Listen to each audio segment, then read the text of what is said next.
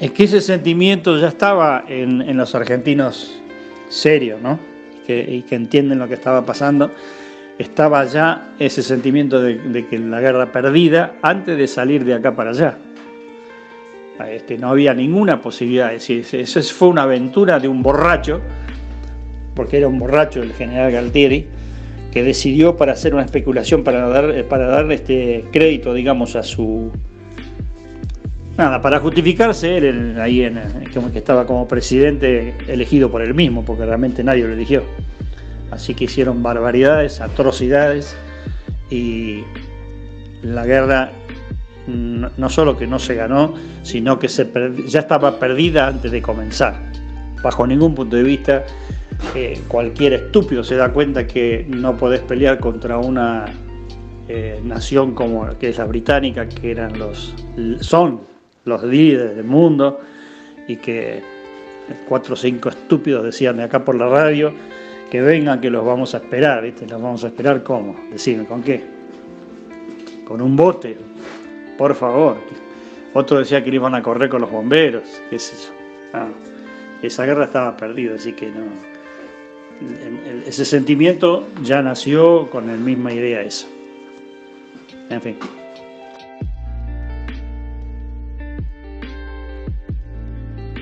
Esa es muy buena pregunta, de cómo fueron esos 2 meses acá en Buenos Aires, porque Buenos Aires es el centro unitario del país, o sea, no existe el resto.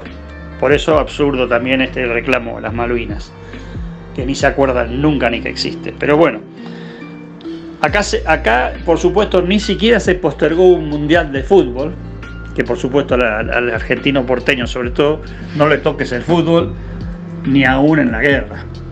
Entonces cada digamos el resultado de algún combate, que era que volcaban, tiraban abajo algún avión, no importa de quién, o hundían un barco, acá nuestros vecinos lo relataban como si fuera un partido de fútbol. Es decir, tiramos 2 Harrier, hundimos no sé lo que fuera, un buque. O sea, estaban contándolo en unidades como si fueran unidades del partido de fútbol, como si fueran goles. Era atroz. Increíble que gente que estaba en la Argentina sintiera eso, en lugar de pensar en sus pobres compatriotas que estaban en el frente de batalla sin saber lo que estaban haciendo, sin estar preparados para hacerlo. En cambio, en el sur se vivió completamente distinto, porque los chicos inclusive tenían una ejercitación para cuando sonaban, porque en esas zonas, como estaban, digamos, a la misma altura, pero sobre el continente, a la misma altura de las Malvinas, implementaban unas sirenas en donde había un peligro o una amenaza de bomba o de proyectil o de aviones que pudieran llegar a pasar por el continente. Entonces les enseñaban a los nenes a tirarse abajo de los asientos del colegio para protegerse ante un eventual ataque, como si estuvieran en Europa, esos que hemos visto solamente por cine, por supuesto. Así que la vivencia que acá en Buenos Aires fue ridícula y avergonzante en comparación con la que se vivió en el sur, que realmente era un estado crítico.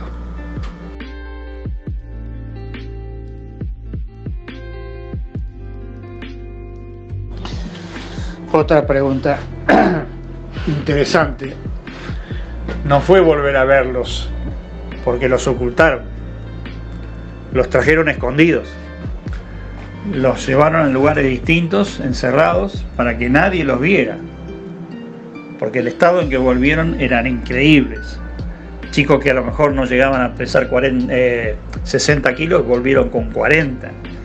Habían perdido el 50%, o sea, demacrados, heridos, lastimados y con unos traumas sociales o psicológicos que yo creo que el día de hoy todavía no lo han superado. Es más, muchos han muerto por ese asunto. No, volver a verlos jamás. Se vieron en algunos programas de televisión que también, de vuelta al negocio, les interesa para hacer publicidad, traerlos y qué sé yo, pero eso pasaron años. Ninguna reivindicación, ningún trato. Es más, un detalle, en un momento dado un famoso programa y 2 famosos locutores de televisión hicieron un programa larguísimo, duraba no sé cuántos días, también para hacer negocio para ellos, ¿no? Pero bueno, donde recaudaban o aceptaban joyas, plata, comida, todo para llevar para ayudar allá, porque por supuesto el Estado argentino formado por militares, como siempre, si es un desastre ahora te imaginas lo que era con eso, peor que peor, jamás una incapacidad total, no tenían ni con comer ni nada. Y por supuesto todas esas joyas que mucha gente donó de buena voluntad y qué sé yo, y con lágrimas, todo, no llegó absolutamente nada de eso. Todo se perdió en el camino. O se lo robaron, mejor dicho. No, atroz. ¿Sentiste que fue injusto el tratado a los soldados?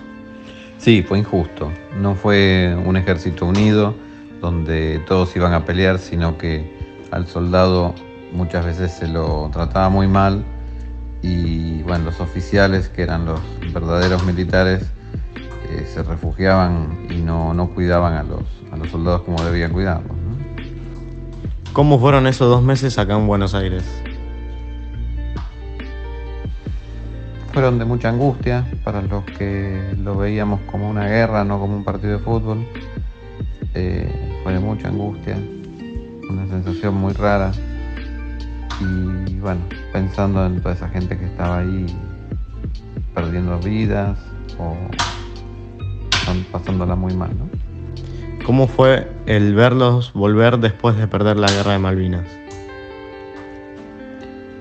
Cuando volvían, parte de los soldados que volvían, yo estaba haciendo el servicio militar. O sea, había entrado al servicio militar cuando estaban volviendo. Y vi chicos con tensión nerviosa, con enfermedades que no conocía, que yo no tenía ni idea que existían. Y muy triste verlos y los vi muy de cerca. Así que es una imagen que no se me borra jamás. Tanto a soldados como a suboficiales, oficiales, enfermos de los nervios, ¿no?